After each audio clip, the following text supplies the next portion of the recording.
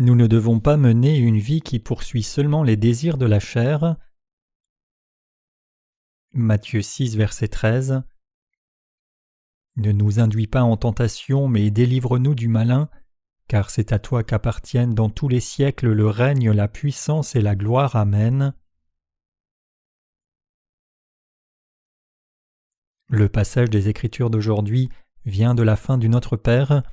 L'expression « car c'est à toi qu'appartiennent dans tous les siècles le règne, la puissance et la gloire » ne se trouve pas dans le texte de la version NU, et je vous parle du Notre Père verset par verset.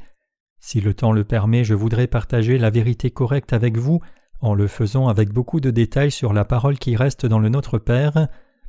Juste pour vous rappeler ce que j'ai partagé avec vous jusqu'ici, je vous ai dit que ceux qui ont reçu la rémission des péchés une fois pour toutes, en croyant dans l'évangile de l'eau et de l'esprit, n'ont pas besoin de recevoir la rémission des péchés au quotidien. Notre Seigneur a effacé même tous nos péchés personnels par l'évangile de l'eau et de l'esprit. Chers croyants, croyez-vous cela? Je suis certain que oui. La Bible dit « Car la lettre tue, mais l'esprit vivifie » 2 Corinthiens 3, verset 6. Cette parole nous dit que nous devons croire ce que le Seigneur a dit en connaissant ses intentions, et nous ne devons pas juste interpréter sa parole littéralement. Si nous interprétons la parole de Dieu seulement littéralement, nous ne pouvons que tomber dans la moralité et l'éthique humaine. Si nous interprétons le passage « Notre Père qui es aux cieux, que ton nom soit sanctifié » seulement littéralement, nous ne pouvons que vivre avec un enthousiasme légaliste pour que le nom de notre Père dans le ciel soit rendu glorieux. Cependant, la Bible ne nous dit pas d'abord de faire quelque chose, mais elle dit que notre Seigneur a d'abord effacé tous nos péchés pour notre sanctification. Notre Seigneur ne nous a pas demandé le pouvoir que nous sommes incapables de produire. Plutôt, notre Seigneur nous dit de croire dans l'évangile de la rémission des péchés que notre Seigneur a accompli et de garder notre sainteté par notre foi. Le second sujet de prière du Notre Père, c'est « Que ton règne vienne, que ta volonté soit faite sur la terre comme au ciel ». Si nous essayons d'accomplir la sainteté qui ne peut se trouver que dans le royaume des cieux et la rémission des péchés par notre propre chair, nous souffrirons beaucoup et deviendrons finalement les ennemis de Dieu. Mais ceux qui sont dans la vérité doivent bâtir le royaume de Dieu par leur foi. Le royaume de Dieu est accompli non par nos œuvres mérites, mais par notre foi dans l'évangile de l'eau et de l'esprit, et notre prédication du vrai évangile. Le troisième sujet de prière du Notre Père, c'est « Donne-nous aujourd'hui notre pain quotidien ». En accord avec cette parole, nous devons croire et méditer sur l'évangile de l'eau et de l'esprit chaque jour. De plus, nous devons faire l'œuvre de Dieu. Cette parole ne nous prescrit pas un sujet de prière pour chercher les choses de la chair. Vous pouvez penser que vous devez chercher les choses pour votre chair en regardant la parole ci-dessus. S'appuyant sur cette parole, certaines personnes prient dans la chair. « Seigneur, donne-nous ceci et cela pour que nous n'ayons pas faim. Aide-moi à vendre beaucoup de légumes dans mon affaire aujourd'hui. Aide-nous dans nos affaires. Donne-nous à manger chaque jour pour que nous n'ayons pas faim. Fais grandir mon affaire. Aide mes parents à rester en bonne santé et aide nos enfants à aller au lycée. » Et il y a tant de gens dans ce monde qui ont une fausse foi. Cependant, notre Seigneur nous a donné l'évangile juste de Dieu, nous a bénis par notre foi dans sa justice, et nous a donné notre pain quotidien en nous faisant faire l'œuvre juste de Dieu. Le quatrième sujet de prière du Notre Père, c'est « Pardonne-nous nos offenses comme nous pardonnons à ceux qui nous ont offensés ». Nous tombons dans une grande erreur dans la foi en interprétant la parole de Dieu pour dire que nous devons nous pardonner seulement dans notre perspective humaine. Alors cela demandera beaucoup de bonnes œuvres de notre chair. Pouvons-nous nous comporter vertueusement dans la chair tous les jours? Je dis que nous ne pouvons pas le faire. Si nous vivons selon un tel enseignement, nous devons parler tout le temps en disant « C'est ok, ne t'en fais pas pour moi, je vais bien », encore et encore sans s'énerver d'aucune situation. Les chrétiens sentent qu'ils doivent donner leur joue droite quand quelqu'un les frappe sur la gauche. Cependant, nous ne devons pas croire que ce sujet de prière nous est donné pour mener nos vies sans caractère. Si nous vivons ainsi, nous serons sans tenue comme des vers, et nous vivrions pourtant ainsi si nous interprétions toute parole de Dieu littéralement. Ceux qui sont bien dans leur fondement de foi insistent sur la droiture de Dieu. Parmi toute l'humanité, seuls les justes croient absolument en Dieu correctement et élèvent la justice de Dieu. Ainsi nous ne devrions jamais être trompés parce que ceux qui croient à tort disent « Certaines personnes disent que nos péchés personnels doivent être remis tous les jours par des prières de repentance. puisqu'il est écrit « Pardonne-nous nos offenses dans le Notre Père », mais ce n'est pas le cas. Ce n'est pas ainsi parce que notre Seigneur a expié tous nos péchés par le baptême qu'il a reçu de Jean-Baptiste et son sang à la croix. Vraiment, la parole de Dieu est comme suit. Sur la base de la précondition de la rémission de tous nos péchés, qui a été accomplie par notre Seigneur à travers son baptême et le sang, nous devons nous pardonner les uns les autres comme il est écrit, comme nous pardonnons à ceux qui nous ont offensés. Ici, nous désigne les justes qui ont reçu la rémission des péchés de notre Seigneur. Nous devons interpréter le Notre Père en présupposant qu'il est donné spécifiquement aux justes qui croient dans la parole d'évangile de l'eau et de l'esprit. Dans ce monde, seuls les croyants dans l'évangile de l'eau et de l'esprit peuvent appeler Dieu, notre Père qui es aux cieux. Quand le Seigneur nous demande de prier, notre Père qui es aux cieux, cela est donné seulement aux enfants de Dieu qui ont reçu la rémission des péchés en croyant dans l'évangile de l'eau et de l'esprit. Ainsi les croyants dans l'évangile de l'eau et de l'esprit doivent glorifier le nom de notre Père en croyant dans cette vérité d'évangile. Toute personne juste peut rendre gloire à Dieu seulement quand elle vit sa foi. Si ceux qui ne sont pas encore nés de nouveau veulent faire une prière correcte à Dieu selon les leçons du Notre Père, ils doivent d'abord recevoir la rémission des péchés, ils doivent d'abord prier le Seigneur d'expier tous leurs péchés. En d'autres termes, ils doivent d'abord recevoir la rémission des péchés en croyant dans l'évangile de l'eau et de l'esprit. C'est alors seulement qu'ils peuvent devenir enfants de Dieu et appeler Dieu leur Père. Ne nous induis pas en tentation. Vraiment, où et par quoi sommes-nous tentés? Cette tentation désigne les difficultés. En d'autres termes, nous devons d'abord savoir ce qui amène des difficultés aux justes, saints et serviteurs de Dieu, qui ont reçu la rémission des péchés par l'eau et l'esprit. Dans Jacques, il est dit que les gens souffrent de difficultés à cause de leur propre convoitise. Jacques 1, verset 14. Toute personne juste souffre de la tentation à cause de la chair. Les justes ne doivent pas vivre à la manière de leur envie, mais pour faire les œuvres qui révèlent la gloire de Dieu en cherchant la justice de Dieu. Aussi, quand leur propre envie se lève, ils tombent dans la tentation et les difficultés. Ainsi notre Seigneur nous a dit de prier. Ne nous induis pas en tentation. Il nous a dit que nous devons prier devant le Seigneur pour ne pas tomber dans les difficultés à cause de nos cœurs mauvais. Si nous croyons dans l'évangile de l'eau et de l'esprit et vivons pour la diffusion de la vraie foi, nous pouvons être délivrés même si nous tombons dans les difficultés. Ainsi les justes, en croyant dans l'évangile de l'eau et de l'esprit, ne tombent pas dans ces difficultés extrêmes. De temps en temps, il y a des gens parmi les justes qui tombent dans des difficultés extrêmes. Quel genre de personnes est-ce alors? Ce sont ceux qui cherchent seulement leur propre envie de la chair.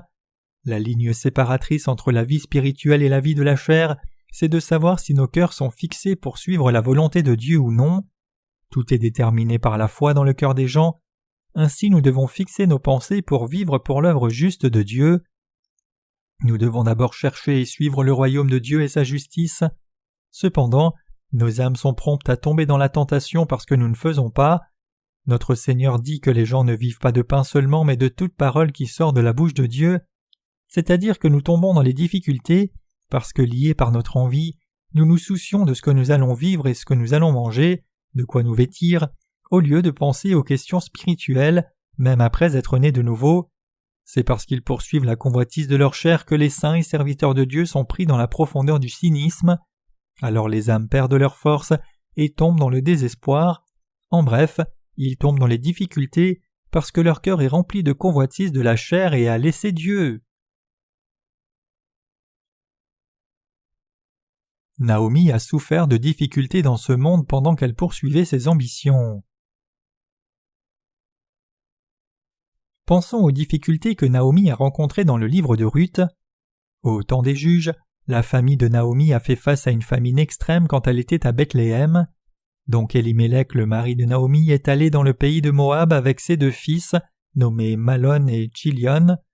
Bien que les grains ne poussaient pas bien à Bethléem et les gens ont souffert de famine, ils ont entendu que la pluie était abondante à Moab et que le grain poussait abondamment, donc ils sont allés à Moab. Élimélec et Naomi regardaient leur environnement et pour préserver leur chair, ils ont laissé le lieu que Dieu avait décidé pour eux. Cependant, Naomi a perdu tout ce qui lui restait au pays de Moab. Il est écrit « Élimélec, mari de Naomi, mourut, Elle resta avec ses 2 fils. Ils prirent des femmes moabites, l'une se nommait Orpa, l'autre Ruth, et ils habitèrent là pendant environ 10 ans. Machlon et Kilijon moururent ainsi tous les deux, et Naomi resta privée de ses 2 fils et de son mari. Ruth 1, versets 3 à 5. Naomi était incapable de vaincre sa pauvreté spirituelle, et elle souffrit encore plus dans la chair. Naomi ne pouvait que regretter. Si un homme de foi est incapable de vivre par sa foi en Dieu, et suit la convoitise de sa chair pour poursuivre dans la chair, tout ce qu'il verra à la fin c'est sa propre ruine. Si un homme de foi ne suit pas sa foi mais seulement sa chair, il aura des difficultés corps et esprit, tuant son âme et appauvrissant sa chair. Méditons sur la parole de Dieu qui dit de prier « Ne nous induis pas en tentation ». Le Seigneur nous a dit de prier ainsi parce que nous ne devons pas tomber dans des difficultés extrêmes. Pour ne pas tomber dans ces tentations, nous ne devons pas nous arrêter à recevoir la rémission des péchés en croyant dans l'évangile de l'eau et de l'esprit, mais nous devons aussi vivre comme soldats de Christ. Évidemment, puisque tous ceux qui ont reçu la rémission des péchés sont citoyens des cieux, ils sont aussi les soldats recrutés par Dieu. Tout comme les armées de ce monde conscrivent leurs soldats au temps approprié, tous les saints doivent être listés pour servir dans l'armée de Dieu en temps voulu. Ainsi, quand ceux qui ont reçu la rémission des péchés sont appelés à vivre pour l'Évangile comme soldats de Dieu, ils doivent répondre oui et vivre pour la diffusion de son Évangile. Ce chemin de foi nous permettra de vivre dans le royaume de Dieu pour l'éternité sans mener nos âmes dans la tentation. C'est seulement quand nous vivons par notre foi que nous pouvons expérimenter l'accomplissement de la parole de notre Seigneur. Cherchez premièrement le royaume de Dieu et sa justice, et toutes choses vous seront données en plus. Matthieu 6, verset 33. Notre Seigneur nous enseigne qu'il ne nous laissera pas tomber dans la tentation si nous vivons comme soldats de l'Évangile. Même parmi nos saints et nos ministres, il y a probablement ceux qui sont esclaves d'ambition comme « Comment puis-je m'élever ? Comment moi et ma famille pouvons-nous avoir une vie sécurisée ? De quoi ai-je besoin pour devenir riche ? De quoi ai-je besoin pour m'occuper de mes besoins quotidiens et ne pas avoir à m'en soucier encore ?» Pensant dans ce sens, ces gens cherchent seulement leur confort dans la chair. Ils ne mènent pas la guerre spirituelle et s'occupent peu de ce qui se passe avec l'Évangile. Certainement, ces gens seront conduits dans des tentations et auront beaucoup de difficultés. Vraiment, ceux qui sont devenus soldats de Christ dans l'Église en croyant dans l'Évangile de l'eau et de l'Esprit verront leurs besoins couverts de la tête jusqu'à leurs pieds quand ils participent à toute œuvre que l'Église fait. Ceux qui vivent pour Dieu en dépit de leurs faiblesses seront pris en charge, au moins dans leurs besoins quotidiens, et à l'avenir, ils recevront progressivement les bénédictions de Dieu comme le soleil levant. Notre Seigneur les bénira de la tête aux pieds. Cependant, ceux qui se préoccupent seulement des questions de la chair finiront par vendre leur âme tout comme leur foi, comme le soleil à son déclin. S'il y a parmi nous qui avons reçu la rémission des péchés, des gens qui quittent l'Église de Dieu et les serviteurs de Dieu pour suivre la prospérité de leur chair, ils souffriront de difficultés dans la chair et mèneront une vie maudite. Si quelqu'un vient vers vous et dit « Sors de cette Église et 6 mois, je te garantis le succès », au moment où votre cœur est plein de pensées égoïstes pour votre chair, si vous vous mettez à le suivre en laissant Dieu de côté, vous serez retranché de Dieu comme un orphelin et verrez des difficultés sans aucune protection. Si une telle personne quitte l'Église pour vivre bien dans la chair, et si elle a vraiment du succès en rassemblant beaucoup de gens dans sa propre Église, l'évangile qu'il prêche est corrompu, en disant que croire dans le sang de la croix seul les rendra sans péché et justes. S'il administre une Église avec succès par ses moyens, c'est un échec. S'il échoue dans la chair, il est maudit. De plus, s'il a du succès dans la chair, il est aussi maudit. Vous êtes le sel de la terre, mais si le sel perd sa saveur, avec quoi la lui rendra-t-on ? Il ne sert alors à rien qu'être jeté et foulé aux pieds des hommes. Matthieu 5, verset 13. Ainsi a parlé Dieu. C'est une vie vraiment bénie pour ceux qui sont nés de nouveau d'adorer ensemble dans l'Église de Dieu, d'avoir de la communion avec d'autres saints et les serviteurs de Dieu, d'être instruits, guidés, de prier ensemble et de participer aux œuvres qui bâtissent le royaume de Dieu, comme soldats de Christ. Cette vie sera une vie vraiment bénie. Il y a un hymne intitulé « Il m'a fait vivre les yeux ouverts ». Il y avait une personne aveugle spirituellement sans joie dans sa vie. Il désirait pouvoir vraiment servir notre Seigneur durant sa vie sans aucun péché. Quand il découvrit l'évangile de l'eau et de l'esprit, il pouvait voir notre Seigneur clairement et le servir dans sa vie. L'un de nos ministres a écrit et a composé cet hymne. Il a été élevé dans l'Église et diffuse maintenant l'évangile dans le monde entier. Ce bonheur n'est pas nécessairement limité seulement à nos ministres. que ce soit un saint ou un ministre, si une personne fait de son mieux spirituellement dans l'œuvre qui lui est confiée dans l'Église, elle verra toutes les bénédictions spirituelles avec les yeux ouverts. C'est une grande bénédiction pour nous de faire les œuvres que Dieu nous a confiées dans le royaume de Dieu, c'est-à-dire dans l'Église, où tous les saints ont la même foi dans l'évangile de l'eau et de l'esprit. Bien plus, Dieu s'est occupé de nos besoins quotidiens aussi. Bien que nous gagnions toujours notre vie dans le royaume de Dieu, si nous y pensons attentivement, nous réalisons que nous pouvons vivre parce que nous sommes dans le royaume de Dieu, que nous pouvons jouir de tout parce que Dieu nous l'a donné, et que nous allons vivre en première place parce que notre Seigneur comble nos besoins. Ainsi, celui qui essaye de vivre périra, et celui qui essaye de mourir vivra dans la prospérité. Si nous sommes déterminés pour rester dans l'Église que nous vivions ou mourions, Dieu nous donnera les mêmes bénédictions qu'il a données à Naomi et Ruth, c'est-à-dire que tout comme Dieu a donné des bénédictions à Ruth, qui était une femme de Moab, tout comme Dieu a fait que Ruth rencontre Boaz et obtienne sa faveur, notre Seigneur nous bénira, nous qui nous attachons à lui avec toute notre foi. Cependant, si nous nous inquiétons et nous préoccupons de pensées comme « Comment ma chair peut-elle survivre ? Comment puis-je travailler moins et montrer mes richesses et succès ? Comment puis-je être respecté par les autres ?» nous finirons dans les difficultés en peu de temps. À la fin, ceux qui mettent leurs pensées seulement sur la vie splendide dans la chair finiront par vendre leur foi et mourir. Tout notre regard doit être centré sur Christ notre Dieu, et nous devons mener nos vies en accord avec la volonté de Dieu qui nous est donnée. C'est pour notre Seigneur et pour notre propre bien aussi. Strictement parlant, nous ne vivons pas par l'Évangile pour quelqu'un d'autre, mais ce n'est pour rien que notre propre bien. Si vous quittez l'Église de Dieu, ce sera comme quitter le royaume de Dieu. Si vous quittez l'Église de Dieu, votre cœur sera marqué par le monde rapidement, parce que vous n'aurez pas la fourniture de la parole de Dieu.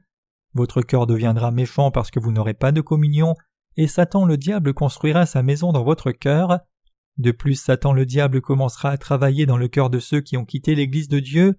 Satan le diable prendra plaisir à élaborer ses plans méchants parce que leur cœur n'est pas purifié et sans défaut.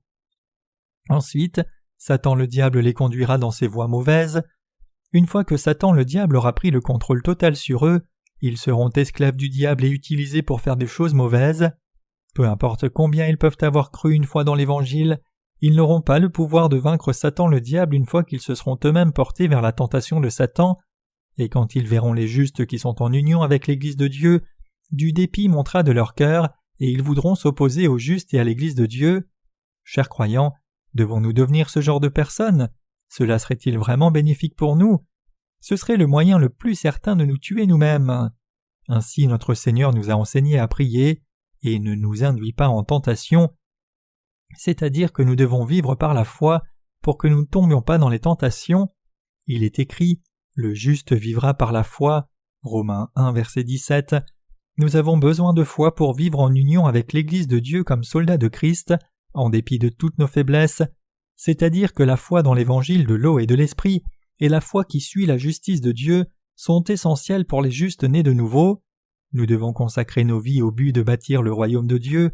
Cette orientation est la vie d'un chrétien après qu'il soit né de nouveau. Si nous ne vivons pas pour un tel but, nos vies seront remplies de complaintes et d'insatisfaction. Bien, ce gars prétend être pasteur, regarde-le. Un pasteur porterait-il un short et se comporterait-il ainsi ? Un pasteur doit avoir de la dignité, mais cet homme n'en a pas. Il peut avoir l'air bien quand il monte au pupitre parce qu'il porte son costume, mais il est pire qu'une personne ordinaire une fois qu'il en descend. C'est tout ce qu'il voit chez les serviteurs qui sont devant eux. Ainsi ils se plaignent de l'Église et de ceux qui sont avant eux spirituellement.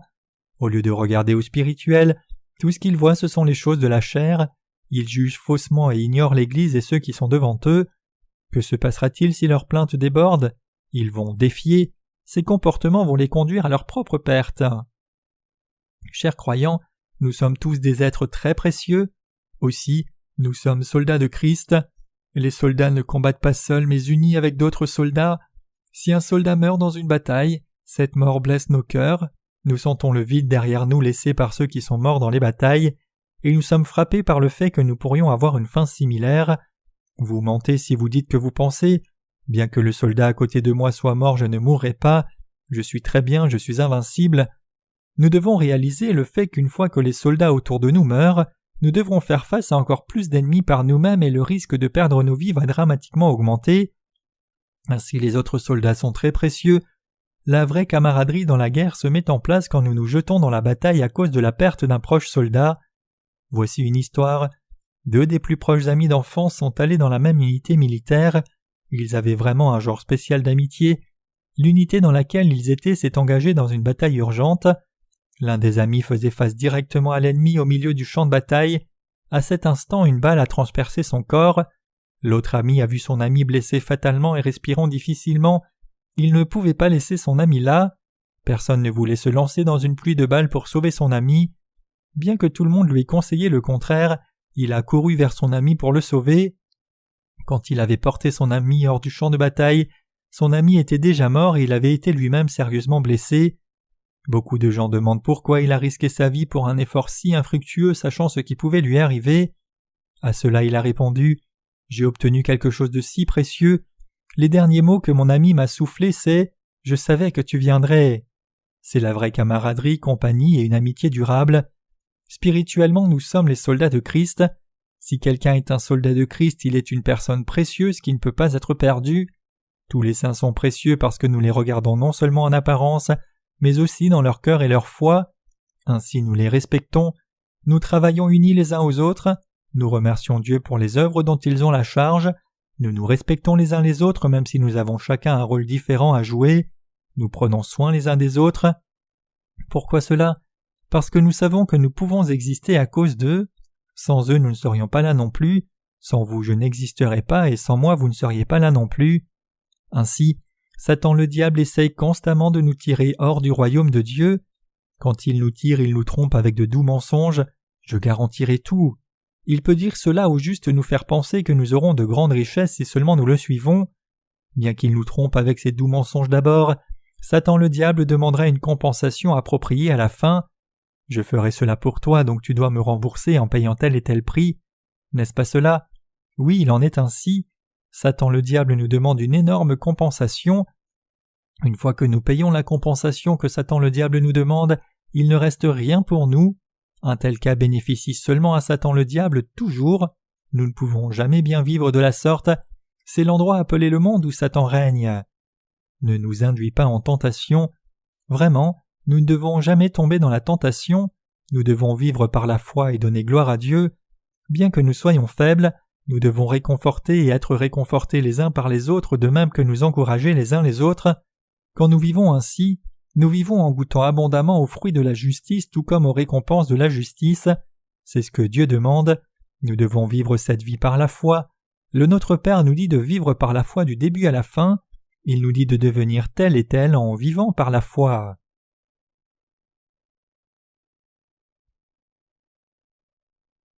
La vie des justes et la vie de foi et de prière. Ainsi, nous devons prier. Non seulement nous devons prier, mais en plus nous devons tenir dans la foi. La foi dans l'évangile de l'eau et de l'esprit est la puissance pour vaincre le monde.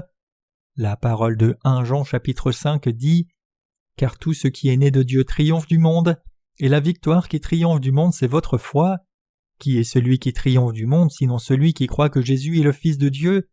C'est lui qui est venu par l'eau et le sang, Jésus-Christ, non seulement par l'eau, mais par l'eau et le sang, et c'est l'Esprit qui rend témoignage parce que l'Esprit est vérité. » 1 Jean 5, versets 4 à 6. La foi en Jésus-Christ qui est venu par l'eau, le sang et l'Esprit triomphe du monde. Pensez-vous que cette foi est ordinaire ? Cette foi nous permet d'aller dans le royaume des cieux et elle ouvre les portes au royaume des cieux. Cette foi que nous possédons est quelque chose qui n'est pas ordinaire. Nous ne pouvons pas prendre l'Évangile à la légère. Chers croyants, croyez-vous cela ? Bien sûr que oui. Pour moi, chacun de mes partenaires et les saints sont très précieux. Bien que nous soyons tous distincts dans la chair, je sais que nous apparaissons tous comme les mêmes aux yeux les uns des autres. Dans notre perspective de la chair, nous sommes faibles et inappropriés à l'identique. Cependant, je sais et je crois que nous sommes tous très précieux spirituellement. Je crois vraiment cela dans mon cœur. Pourquoi ? Si nous n'unissons pas nos efforts pour servir l'Évangile, comment pouvons-nous diffuser l'Évangile dans le monde entier ? Si nous ne nous unissons pas pour servir l'Évangile, comment cet Évangile sera-t-il partagé ? Si chacun de nous ne vit pas pour le Seigneur et l'Évangile, comment tous les gens de ce monde pourront-ils entendre l'Évangile et recevoir une nouvelle vie ? Ces choses ne pourraient jamais arriver. Chers croyants, Nous ne devons jamais nous sous-estimer, nous qui avons reçu la rémission des péchés. Nous ne devons jamais mépriser l'Église de Dieu.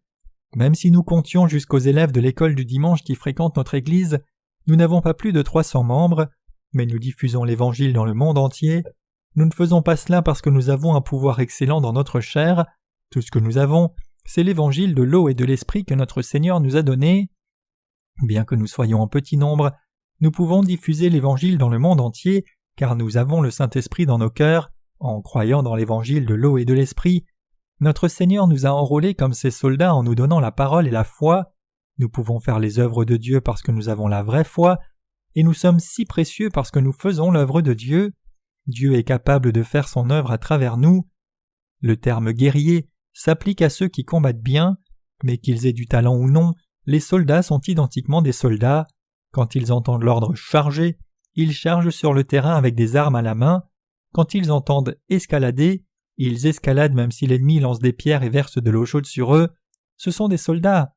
Comment quelqu'un peut-il escalader cela s'il voit de l'eau bouillante à traverser ? Si nous étions dans une telle bataille, je m'enfuirais probablement le plus loin possible. C'est un courage incroyable que d'escalader en dépit des pierres aussi grandes que des maisons entières qui tombent, de l'huile bouillante qui coule et des flèches enflammées envoyées sur eux. Bien qu'ils puissent voir le danger de leurs yeux, les soldats chargent sur le champ de bataille au commandement de leurs dirigeants. Puisque tous les soldats veulent se sacrifier, ils peuvent capturer une ville et gagner la guerre. Bien que nous ne combattions pas de cette manière, nous menons des batailles spirituelles chaque jour. Nous avons pris des armes de haute technologie pour diffuser l'Évangile. Nous ne perdons pas de temps en allant dans des lieux isolés sans plan, mais nous travaillons très efficacement avec le peu de gens que nous avons. Je crois que tout cela c'est la sagesse de Dieu. Si nous avions plus de soldats de notre côté pour faire le travail de l'Évangile, nous aurions ignoré la puissance de Dieu et pensé que nous avions du succès à cause de nos talents et notre force. Cependant, Dieu n'a pas permis une telle distraction pour nous. Vraiment, tout ce que nous devons faire, c'est regarder Dieu faire son œuvre alors que nous vivons dans notre foi dans l'Évangile de l'eau et de l'Esprit. Dieu aime travailler à travers son Église.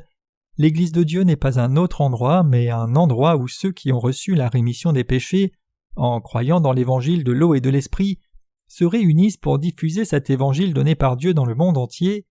Dieu agit à travers nous quand nous croyons dans la parole de Dieu et nous unissons les uns aux autres pour travailler comme soldats de Dieu. Bethléem signifie la maison du pain. La maison qui donne le pain de vie n'est autre que l'Église de Dieu. Je ne comprends pas quel autre pain les gens cherchent dans le monde. Si nous sommes séduits par Satan le diable ou par un autre pain que le pain de vie de Dieu, nous ne pourrons pas partager la gloire de Dieu mais nous perdrons plutôt nos vies. Je vous pousse à croire, bien que vous puissiez trouver l'attrait du diable doux en ce moment présent, il vous torturera en vous demandant beaucoup en retour. Ainsi nous ne devons pas tomber dans ces tentations qui ne nous permettent plus de revenir à la maison, l'Église. Si les justes servent l'Église de Dieu dans la lignée de l'Église de Dieu, c'est la vie la plus appropriée. Je vous ai dit que si vous restez à Bethléem, qui est la maison du pain, vous aurez beaucoup de provisions. Si vous êtes dans la maison du pain, vous n'aurez pas faim même si la famine vous frappe. Le riche viendra à nous avec sa farine pour nous demander de cuire. En compensation de la cuisson, la boulangerie prendra une partie de la farine. Ainsi, même dans les temps anciens où tout le monde était pauvre, mes amis qui étaient fils et filles de boulangers ne manquaient jamais un repas et mangeaient le meilleur des pains. Non seulement ils mangeaient du pain blanc, mais aussi du pain complet. En ce temps-là, j'étais un garçon dur parce que je ne pouvais même pas avoir un bol de farine de blé pour manger. Bien sûr, la famille de mes amis qui avaient la boulangerie n'était pas beaucoup plus riche que la mienne, mais ils pouvaient manger le meilleur des pains à tous les repas parce qu'ils faisaient du pain avec la farine qu'ils prenaient dans ce que chaque consommateur apportait. De même, ils faisaient des pains aux céréales. La farine et les autres ingrédients assemblés d'une façon devenaient de délicieux pains de différentes sortes. Vous pouvez ajouter un peu de beurre dessus. Bien sûr, ce n'était pas n'importe quel beurre, mais le plus doux. Des pains blancs et aux céréales sortaient du four, et une fois que vous mettiez du beurre dessus, c'était délicieux au-delà de toute description. Ma famille vivait à quelques portes de la boulangerie. Je pouvais sentir le doux parfum depuis chez moi. Vous ne pouvez pas savoir à quel point je voulais manger ces pains. Tout ce que nous pouvions faire, c'est saliver à l'odeur. Je décrirai de quoi ma famille avait l'air à l'époque. Mon père me faisait des signes avec sa longue pipe pour que je vienne et tire sur sa pipe vide quelquefois. Cela signifiait que je devais remplir sa pipe de tabac. J'étais jeune mais je savais qu'il voulait qu'on remplisse sa pipe de tabac. Une fois que j'avais fini, il tirait sur sa pipe quelques fois de plus. Cette fois-ci, il voulait dire que je devais allumer la pipe. J'allumais sa pipe. Quand j'ai grandi, probablement vers l'âge de 6 ans, je devais aspirer jusqu'à ce que le tabac dans la pipe prenne feu. Mon père était un gentleman à l'ancienne qui ne pouvait pas sortir pour mendier du pain même si cela voulait dire que sa famille allait mourir de faim. Je ne pouvais me permettre de me soucier des bonnes manières comme mon père le faisait. La moitié du temps, ma famille aurait manqué un repas sans rien à manger. Ainsi je ne pouvais pas laisser passer une occasion de manger par orgueil. C'était le désir de ma vie jusqu'à ce que je sois en 4e, de pouvoir manger une miche de pain entière tout seul. Je n'ai jamais mangé autant de pain que je l'aurais voulu quand j'étais jeune. Même quand ma famille préparait des pains pour l'adoration des ancêtres, c'était vide comme un ballon. 2 bouchées et la miche entière était terminée. Mon cœur s'écroulait quand je regardais le vide à l'intérieur du pain. Dans le passé, vous ne pouvez pas imaginer dans quel genre de misère j'étais quand il était question de nourriture à cause de cela. De nos jours, nous avons tant à manger que nous nous soucions de faire des régimes, mais dans le passé, nous nous lamentions de la nourriture qui disparaissait dans nos estomacs parce que nous voulions toujours manger plus. Nous avons traversé des temps comme cela. De nos jours, puisque j'ai rencontré le Seigneur, je ne m'inquiète plus de ces choses et je vis plutôt bien. Avant de rencontrer notre Seigneur, ma famille était décomposée, mais de nos jours nous vivons plutôt une vie abondante. C'est dû à la grâce de Dieu. Bien sûr, je n'ai pas accumulé des richesses comme Bill Gates, mais je ne sors jamais sans avoir pris un repas et j'ai assez pour servir l'Évangile. Donc je suis riche ou quoi? Je ne veux pas amasser des richesses à mon nom et je ne vis pas à cette fin. Je ne suis pas une exception, mais quasiment tous ceux qui sont nés de nouveau d'eau et d'esprit vivent de la même façon. Nous, les serviteurs de Dieu, ne travaillons jamais pour obtenir des richesses pour nous-mêmes. Nous gagnons seulement le matériel nécessaire pour servir l'évangile de l'eau et de l'esprit. Aujourd'hui, ce peut être ici et demain ailleurs, mais où que j'aille pour diffuser l'évangile, c'est chez moi. Ainsi, je n'ai pas besoin d'une grande maison. Si nous, les saints qui sommes nés de nouveau, avons assez de place pour adorer, ce lieu est notre Église. Ainsi, je n'envie pas les grandes églises bâties en briques rouges. Vous, les saints, ne vous sentez-vous pas comme cela aussi? Bien sûr que oui. Ne nous induis pas en tentation. Si nous quittons l'Église de Dieu et quittons le royaume de Dieu, nous ne pouvons que tomber dans la tentation. En d'autres termes, nous tombons dans les tentations parce que nous suivons l'envie de notre chair. Le mot tentation signifie souffrir de difficultés. Combien est-ce grand quand nous servons l'Évangile ensemble, unis dans le royaume de Dieu, combattons ensemble, plaisantons ensemble et jouissons ensemble au ballon? Qui dans le monde pourrait donner naissance à 280 enfants? Cependant, puisque nous sommes en Dieu, nous avons Dieu comme parent de 280 enfants et formons une famille de 280 frères et sœurs. Comme le dit le vieux dicton, le vent ne s'arrête jamais à cause d'un arbre ayant beaucoup de branches. Il peut y avoir beaucoup de choses dans la famille de beaucoup d'enfants. Cependant, nous sommes heureux d'avoir une famille qui sert purement notre Dieu le Père, unis les uns et les autres dans nos cœurs. Où sur terre pouvez-vous trouver une autre famille qui ait autant d'amour que nous? Il n'y a personne de plus heureux que nous. Nous sommes vraiment des gens heureux. Chers croyants, si nous les ministres ne servons pas l'Évangile mais essayons plutôt de nous faire de l'argent pour nous-mêmes dans ce monde, aurions-nous temps à économiser? Pourrions-nous avoir le repos du corps et du cœur au camp biblique et permettre à nos corps et cœurs d'être en bonne santé? Si nous travaillions vraiment dur dans le monde, nos cœurs seraient-ils consolés et nos vies satisfaites? Nous ne pourrions jamais faire cela dans le monde. Mais Dieu nous a permis d'avoir des vies richement bénies. Si Dieu nous a donné des vies si bénies, pourquoi certains d'entre nous sont-ils volontaires pour la difficulté en tombant dans la tentation? Ceux qui jouissent de tout ce que Dieu donne et vivent heureux sont vraiment sages et heureux. Si nous vivons en celui qui nous donne la force et dans les bénédictions de Dieu par notre foi, nous pouvons être satisfaits. Dieu comble nos besoins en son temps si nous vivons et prions pour l'établissement du royaume de Dieu.